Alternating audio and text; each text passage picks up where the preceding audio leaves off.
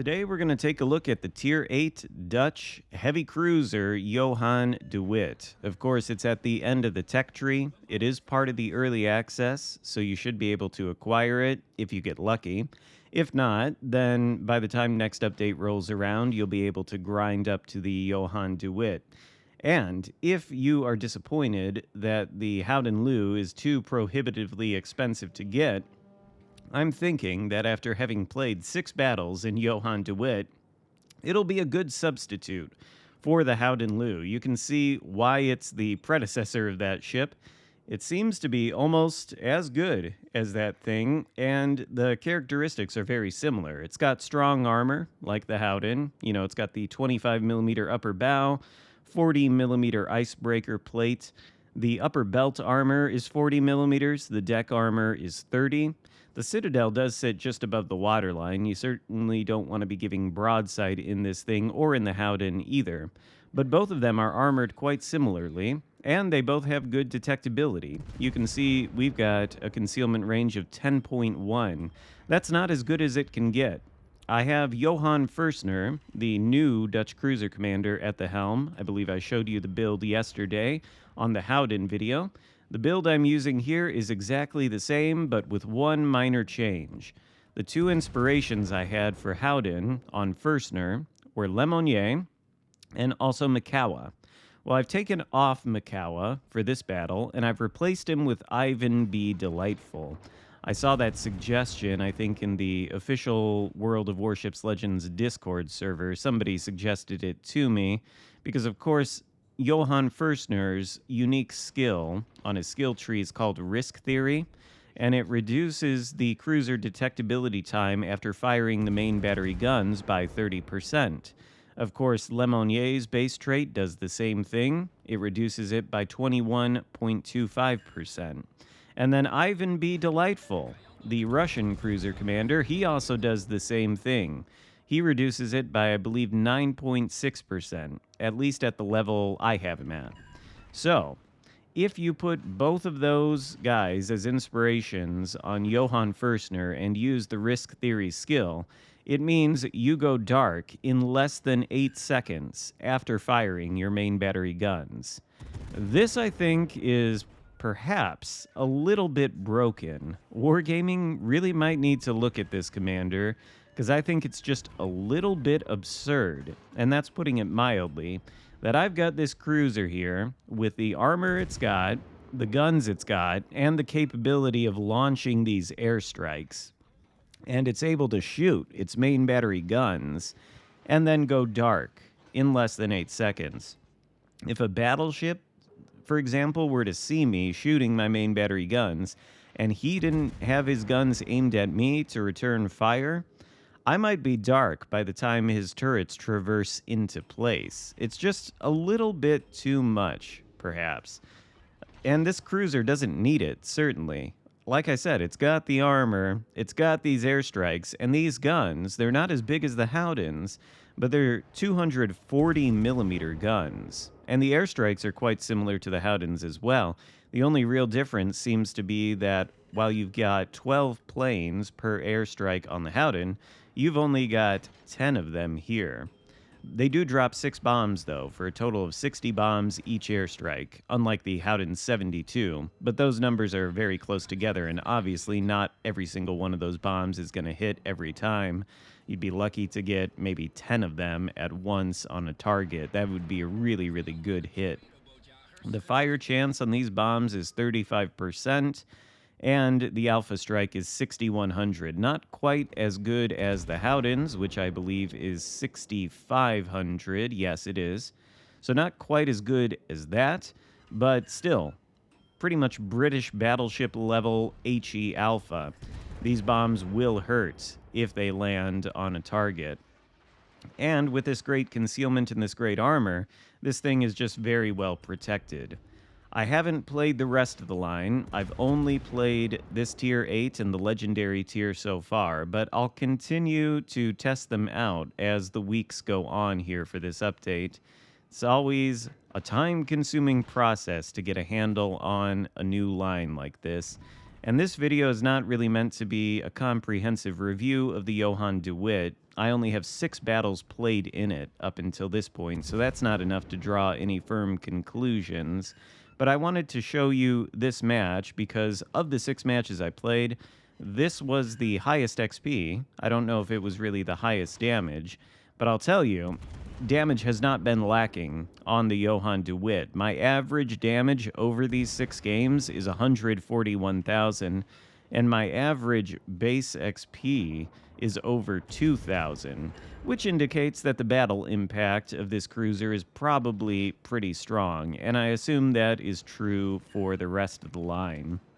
You can see even now we're up to 70,000 damage done, and after that next airstrike, well, we got a fire burning as well. Atlantico looks like he's on his way back to port. Hopefully we'll be able to finish him off and not have to take a bunch of his secondaries for too long. I should also mention, as a follow-up to what I said about Howden's airstrikes yesterday, that I did play the D7P again for a couple of matches before I started checking out the Johan, and I was correct in my memory that D7P's airstrike reticle is much smaller than the ones found on either the Howden or the Johan de Witt. These have probably double the size of that reticle, and maybe more than double the amount of bombs get dropped. I'm not exactly sure how many D7P does, but those D7P airstrikes are a lot more dodgeable than these. For battleships, I think it's especially tricky. I mean, just look how big the area of effect is from these bombs. It's bigger than the Odin's actual ship. And Odin reversing like this is a very easy target for these airstrikes. There's just no dodging any of that. Let's see, we get, what is that, 10 bomb hits? A few of them were shatters, and 2 of them were pens.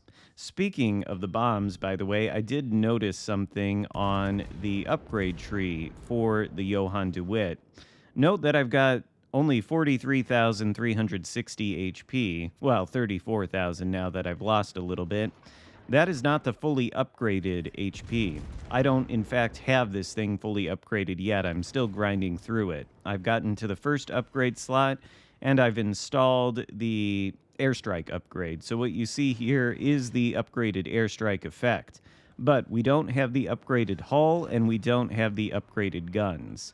Without the upgraded hull, we don't have as much HP as we could, and our rudder shift is actually really bad without the upgraded hull. It is 16 seconds. It feels terrible when you're trying to turn this thing completely unupgraded. But I think when you do get the upgraded hull, it becomes a little bit more manageable at 11.9 seconds. That's a little bit better for a cruiser, certainly. So there's that. This is more or less a stock Johan de Witt. All it's got is the upgraded airstrikes, and we're still able to get this kind of performance out of it. Now, you might be saying to yourself, well, this kind of performance, you've got less than 100,000 damage done. Yes, well, there's a Harbin out there. We're shooting AP at his flat broadside. These are 240 millimeter guns, unlike the Howden's 283, so only slightly smaller. The accuracy, much like the Howden, does leave a little bit to be desired, but of course a Citadel on that Harbin is going to hurt. He's going to take himself behind the island, so we'll just continue to drop the Massachusetts as he pushes in. And you see how quickly we go dark after firing our main battery guns. We're spotted now because we just shot at the Massachusetts, but before we even get reloaded, we're dark. That's just absurd. I really think Wargaming needs to take a look at this risk theory skill, because there's no way a cruiser like this should be able to go that dark. Massachusetts is not shooting at me. He's occupied by my teammates. But if they weren't there and he were trying to fight me 1v1, I imagine this would be incredibly frustrating for the Massachusetts. I mean, you see battleship players out there even now complaining about things going dark without special commander skills like this being involved, just the basic game mechanics. If something gets out of detectability range, it goes dark, or also the point at which you detect a ship is right in the center of the ship.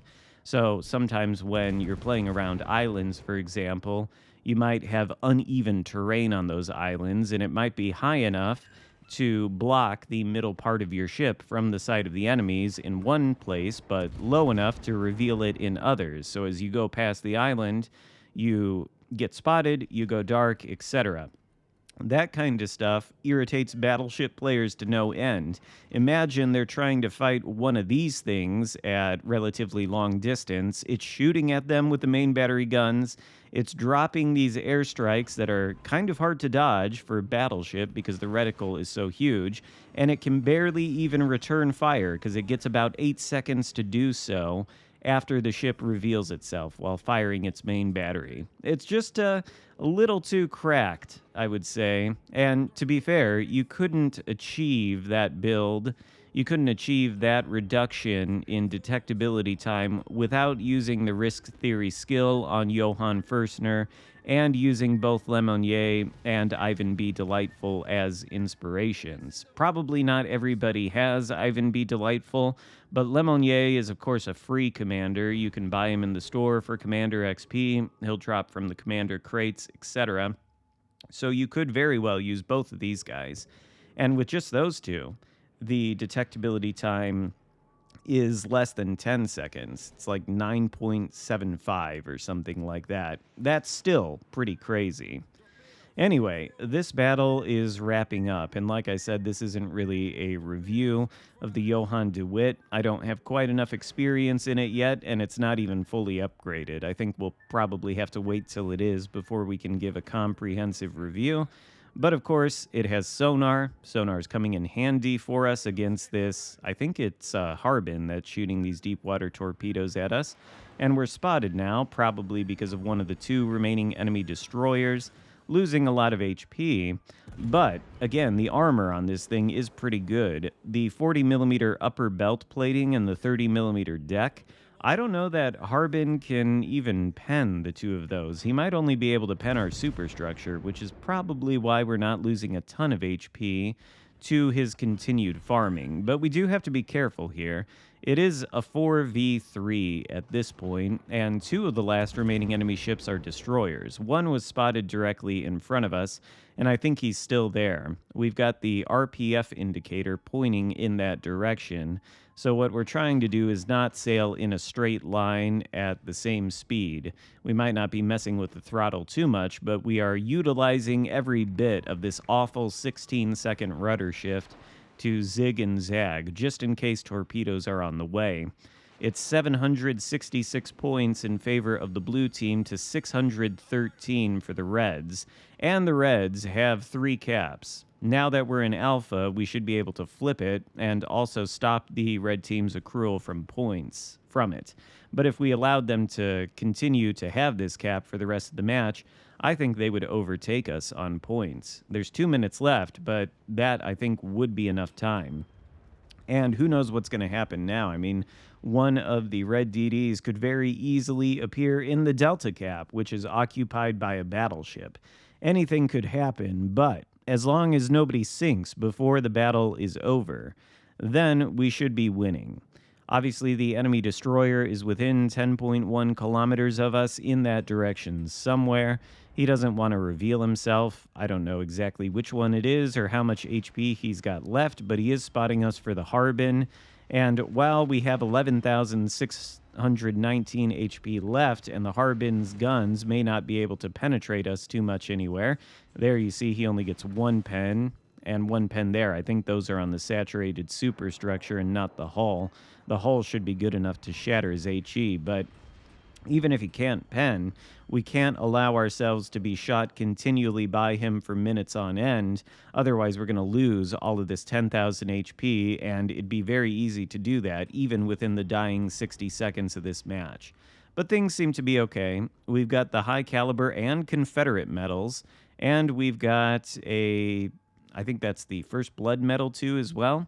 A lot of medals, good amount of damage, not crazy numbers or anything, only 130k. But it's going to be good XP. It's been good, effective damage. And now this is a bit of a mistake on my part, I think, because we do push out with about 30 seconds left. This is maybe a little bit greedy on my part. I could have easily taken one of those torpedoes if the Harbin had lined up the launch a little bit better. and gotten it closer to the island, and I could still get burned down by the Harbin's guns. We've lost so much of our remaining HP, and the Elbing is over there on our broadside shooting it with AP. So a bit of a mistake. We could have easily sunk, and I don't know that that would have completely thrown the game. It might have, though. It might have been enough for the enemy team to get points. So, when you're in those kind of scenarios, be careful. But 130,000 damage, 3,200 base XP. Again, this is not a comprehensive review, but I think from first impressions that this ship is strong, and so are probably the rest of the Dutch cruisers. I'll be very interested in playing them. Hope you enjoyed the video. If so, give it a thumbs up, consider subscribing if you haven't already, and I'll see you next time. Goodbye.